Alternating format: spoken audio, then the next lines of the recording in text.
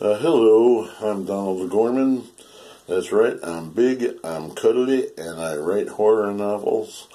I'm speaking to you right now from my office somewhere deep in the bowels of Fantasyland, and I am mostly trying to push my most recent novel, Those Without Life. This novel and all of my novels, this novel and all of my novels are all available on Amazon in both paperback and Kindle editions. Right now I would like to speak with you about one of the more interesting challenges facing any male author, and that is writing about women. As we all know, women and men are two completely different animals. We think completely differently, and writing about women always is a challenge for a man. That's one of the reasons why I have, all the way up until most of my books, all the way up until like the last two, I've always made sure I had a female proofreader, usually a woman somewhere in her 20s, doing my proofreading for me, to make sure I do all the the stuff that girls do. Women either talking amongst themselves or talking to other people. Love scenes, anything that needs a female perspective. I have a female proofreader that can tell me if I did anything wrong. Luckily, I haven't had too many, for the most part. Anytime I've had a woman proofreader, they really haven't had too many complaints about anything I've done with women. But I attribute that a lot, mostly because throughout my entire life, knowing that I might want to write someday, even as a child, knowing that there's a difference between men and women, I've always observed women any chance I get. It's amazing. I don't know how it's happened this way, but how many times I've ended up being the only man or boy in a room full of women. Women tend to forget that I'm there, and, they start talking amongst themselves, man-bashing, talking about husbands, ex-husbands, boyfriends, or whatever, and, complaining about, life in general, or men or whatever, and I just shut up and I just let them talk and kind of observe. Or, even if I'm not in a room full of women, just watching women and stuff and just checking out how they do things, just to make sure, as much as I can, observe, figure out how they operate, so I'll be able to write for them when, I'm writing a book and need to, have women characters do anything at all. And you just have to observe the differences between men and women. For example, just to take one quick example. One thing that you notice about women that's much different than men is the way they wrap up their entire identity. A woman, especially if she's got married or has children, her entire life, her entire identity is wrapped up in the family, especially the kids, much more so than a man. To illustrate this, let's take an average married couple. Okay, your average married couple, reasonably happily married couple. And you take them and you put them in different rooms, and you put the man in one room, woman in a different room, and you just talk to them about life. You notice they get two completely different answers. If you go up to the woman first, and ask her, excuse me, ma'am, tell me a little about yourself. The woman will probably say something along the lines of, oh yes, I have a lovely family. I've been married to my wonderful husband John for 13 years, and everything's wonderful. He's a wonderful man, a wonderful father, and everything. And we have 3 lovely kids, 3 beautiful kids. We have there's my daughter Lisa, and she just turned 10, and she likes to dance. She's taking ballet classes, and she's in the school choir. And she's thinking of running for class president. She's really smart, and then there's my son Jordan, and he's 7, And, you know, he's a little terror. He likes tearing up the whole house, and he's just a bundle of action, and, you know, he's into Star Wars, and he's into Superman, but, you know, he's just a lovable kid and everything. And then there's my angel, and there's my baby Connor, and he's my little angel. He's my baby, and I just love him, and he's just my little angel. Oh, that's nice, man. You know, do you have a job or anything? A job? Yeah, I have a job. Yeah, I work in a nail salon, you know. And that's the way a woman will talk. Then you go into the next room, you go into the other room, talk to her husband, and, you know, say, excuse me, sir, could you tell me a little about yourself? Oh, yeah, I'm a project manager for Wellesley and Melbourne downtown and everything. And, I run the entire west wing of the facility, and we're in charge of, you know, taking all sorts of feasibility studies and developing new products and going into research and everything, and researching, you know, whether people are going to be able to want to be buying the product and everything. And it's an exciting job. I'm over 138 people, and I'm bringing in like 68 grand a year, you know.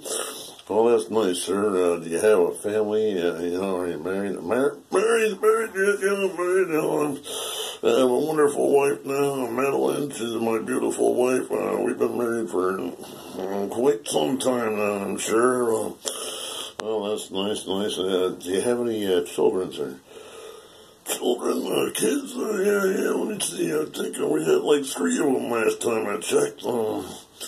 Let me see. There's the girl. She's got to be like 7 or 8 now. 7 or 8. Sir, your wife just told me your daughter just turned 10. Really? 10? Wow, man, where does the time go? Well, if that's what my wife said, then she's probably right. She, you know, keeps track of this kind of thing more than I do. And I see, and you said the girl, does that mean the other 2 are both boys? Yeah, I'm reasonably sure both the other 2 are boys. I think so, yeah, that sounds about right. I see, do you want to tell me anything about your kids? You want to tell me about your kids, any details or anything? Well, do we have to go into all that? I thought you said you already talked to my wife about that stuff. All right, that's fine. You know, and that's kind of the difference between men and women. You know, the women will, you know, be more focused on the family. The guy will be more focused on the job. But any guy will tell you the reason we are more focused on our job, we do it for our families. We do it because we do love our families, and that's why we are so focused on our job, because we are providing for our families. As long as we don't need to know all their names, or we don't need to know how many of them there are, we love our families, and we are providing for our families. That's why we take our job so seriously. That's why if you were to go into any office, you go up to a man's desk, you know it's a man's desk, because, okay, there might be a picture of the family. It's a little picture in the back of the desk, you know, behind some papers, so it's not getting in the way of work. The picture's probably like at least 5 or 6 or 7 years old, you know, but it's behind the work, so it's not getting in the way of your work or whatever. But you go up to a woman's desk at the office, and it's just covered with pictures, okay? 800 pictures all over the place. You know, they're like taped to the wall of that cubicle. They're on the desk. They're taped to the drawers underneath the desk. You know, you have like at least 5 or 6 or 7 pictures of the whole family all together. Then you got another 5 or 6 pictures of the husband.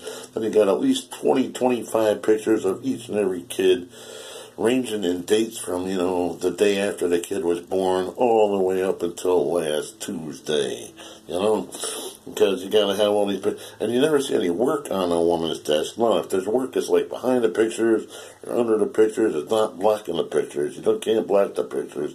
Maybe it's in the drawers or behind the desk somewhere where it's not going to get in the way of pictures, because the family part's more important than the job part. That's why women always have more excuses to take days off of work, because of kids. You know, with men, we don't take days off because of the kids. We might take days off because, you know, there's a football game, you know, or because, you know, a mental health day, or, you know, somebody wanted to go out to a strip club. But kids are never an excuse to take a day off of work. You know, it's like women always have like some parent-teacher conference or the kids got a school play. You know, men know that, you know, if you're going to have that kind of thing with kids, you have it after work. You don't have it during the work day. But women always have these kind of parent-teacher conferences or something like that where they got a school play where they got to take a day off.